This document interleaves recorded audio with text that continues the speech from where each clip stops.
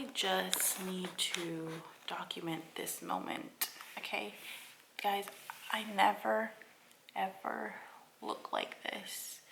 Never. Like, I never do my hair. Like, what is this? I mean, it's not even like that great, but I never touch my hair. And these false eyelashes, I haven't worn in like a year. But you know what? I'm gonna take advantage and I am going to film it. Hi guys, welcome back to my channel. I haven't been posting because honestly I have not been in the right mental headspace, and also I have just been slowing down. Like, this pregnancy is different than my first, but also it's the same in a lot of ways. I don't know, but let's just say that now I'm officially in my third trimester. I'm getting a lot more tired and it's just harder to find time to do anything for myself. So that's that. Since I'm in my third trimester, I thought I would do my recap over my second. If you're new here, my name is Dominique. I'm currently pregnant with my second child. This is my second pregnancy.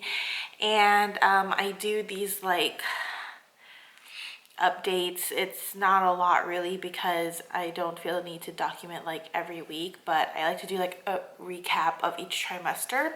So I have my first one, and I also posted a video of when I actually took a pregnancy test and found out that I was pregnant. So without further ado, because the last one was super long, let's get started. So the second trimester, I want to say that as soon as second trimester hit exactly, my morning sickness and nausea pretty much went away.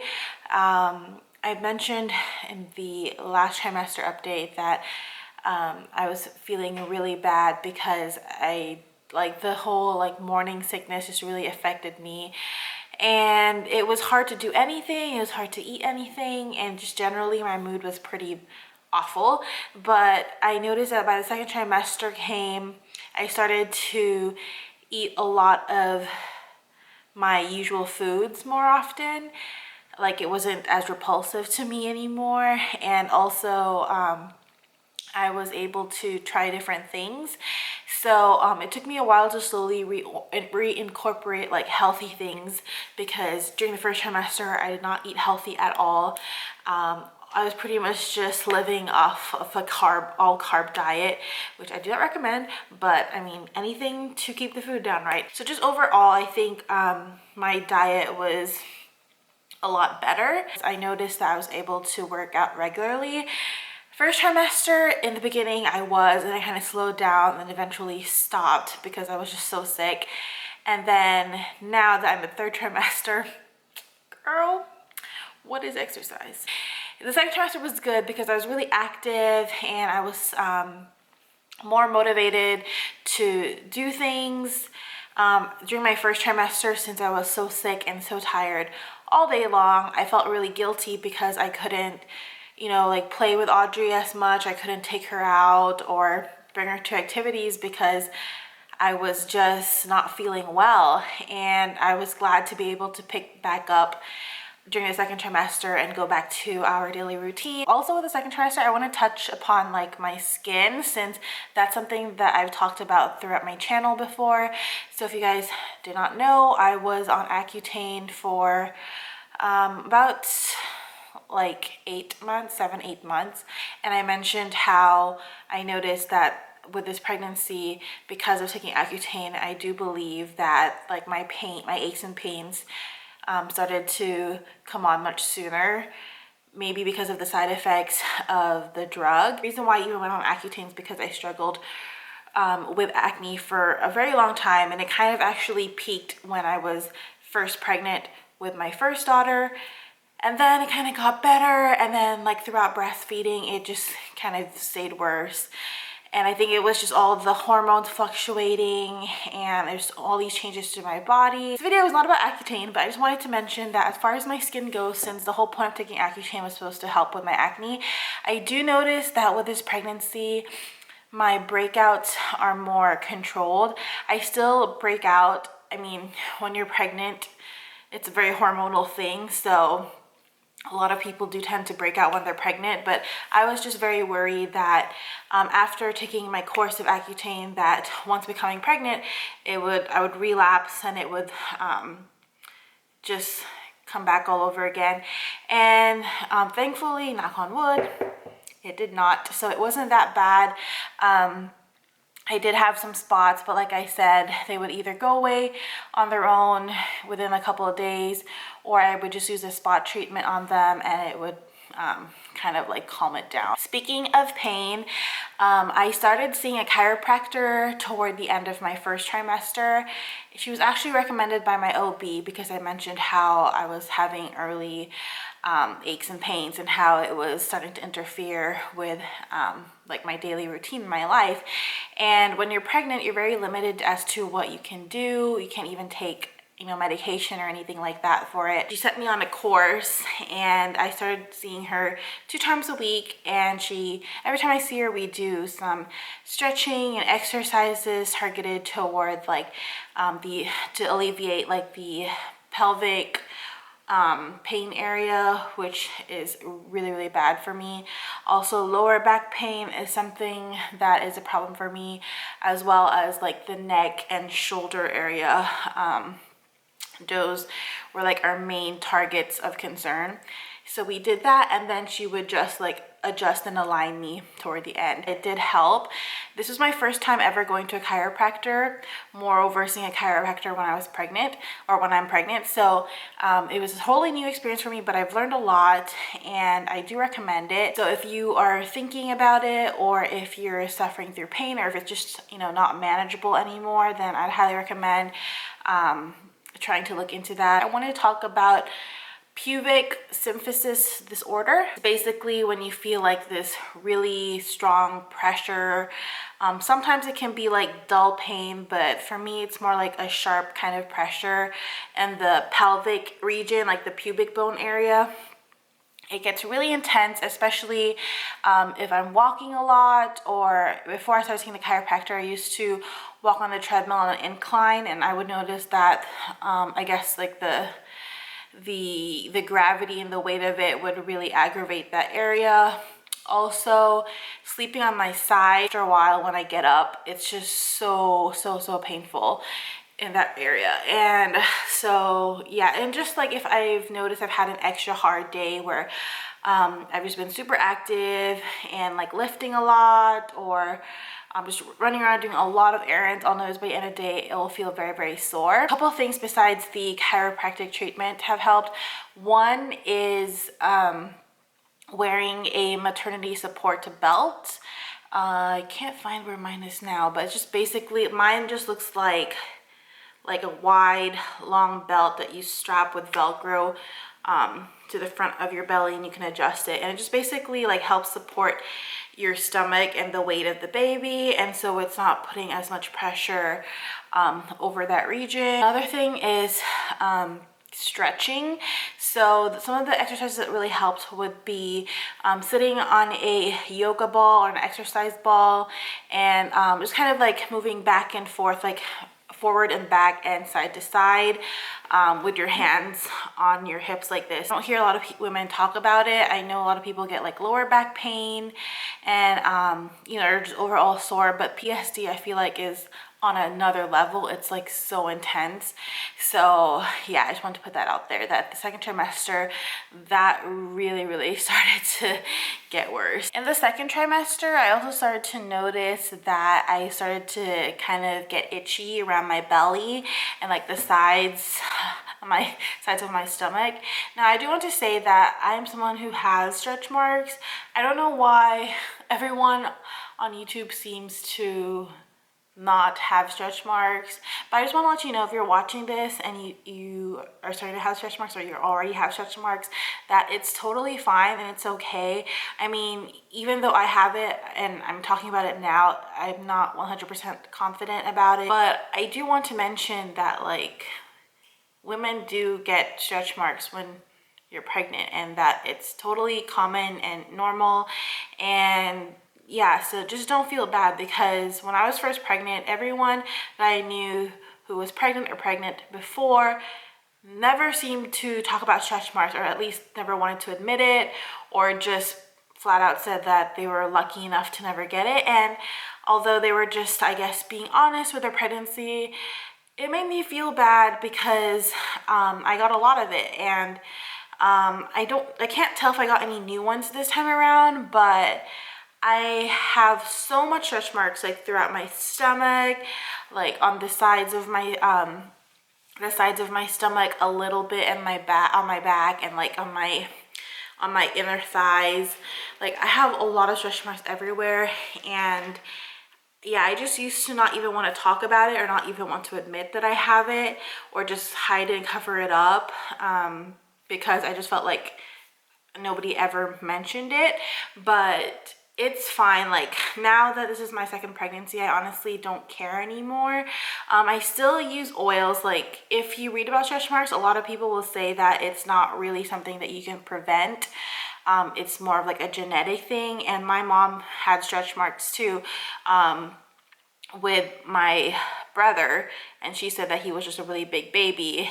So yeah, so she did have stretch marks, so I knew that it was a possibility for it to happen to me, and it did. I'm not necessarily like going into this with the mindset that I want to not have any more stretch marks.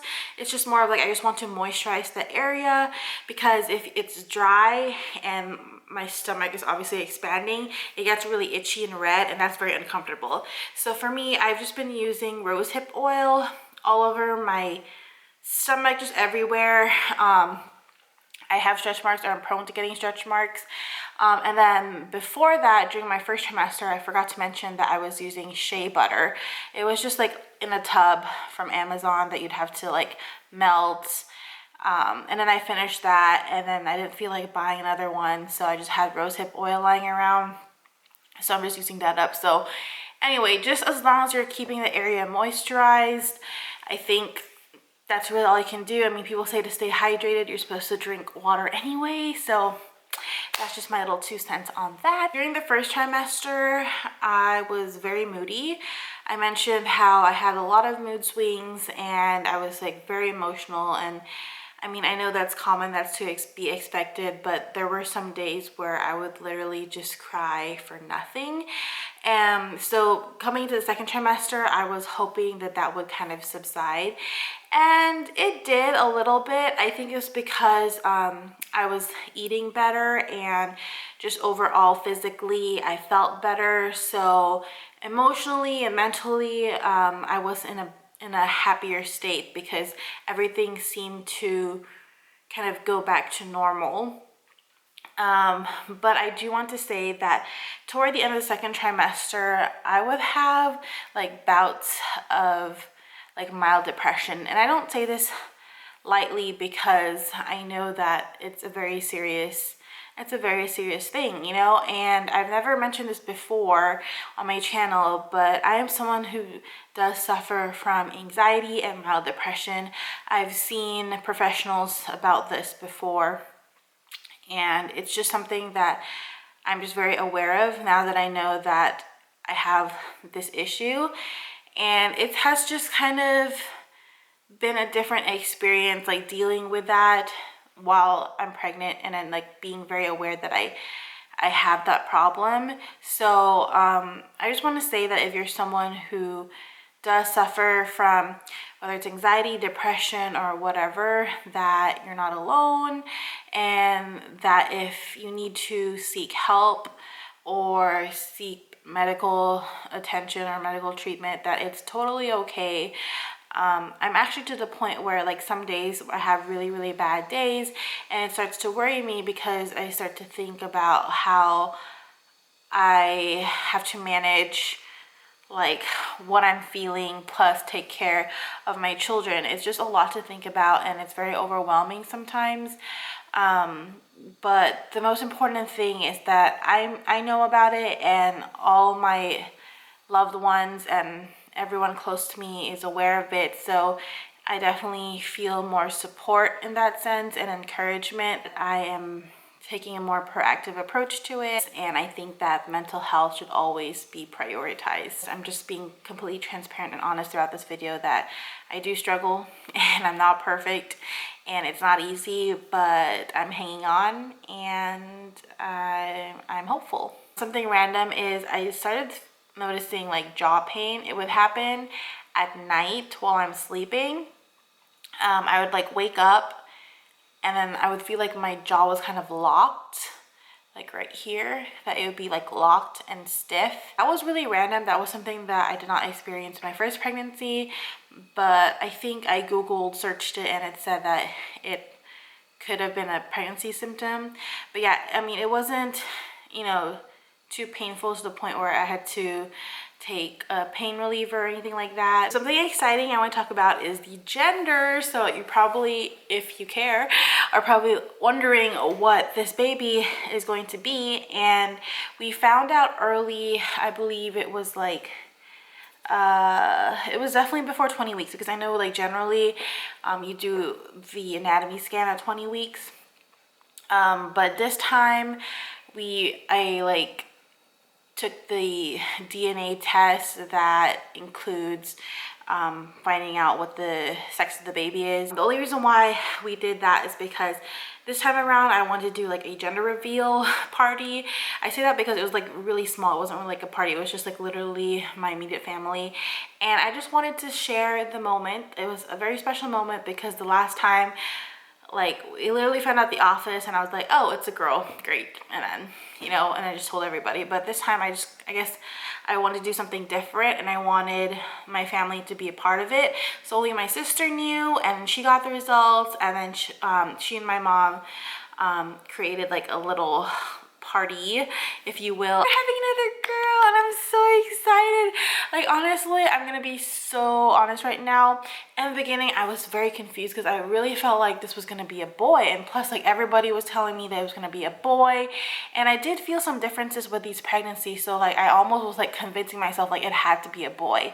And then like I would say the week before the gender reveal, I had a dream that we were at my parents' house and we were outside and we popped the poppers or the confetti thing, and I looked at the ground and I saw pink confetti, and then I woke up and I was like, it's gonna be a girl. I'm so happy either way. Obviously, like I mentioned before, all I pray and hope for is just a happy, healthy, safe pregnancy for me and my child. So honestly, either one is fine, but I'm just, now that we know it's a girl, I am just so excited because I don't know the feeling of having a sibling like close in age. They're gonna be exactly 3 years apart, and for them to be like both girls, I just feel like their relationship could be even closer and they just hopefully would get along better too. I don't know, but I think it's just so cute and I'm just so happy, and honestly a little bit relieved too, because I feel a little bit more calm just because I've kind of went through this before. Like, you know, I have a girl already, and in that sense I kind of know what to expect, even though every baby is different, if you get what I mean. So yeah, I just don't feel as like frantic and overwhelmed this time around because I know it's a girl. We are like 90% sure of the name. I'm not gonna like mention it yet because like we wanna like, you know, be totally like sure with it, but for now we're still kind of in the process of just making sure that's the one. But yeah, everything's great. My scans have been good.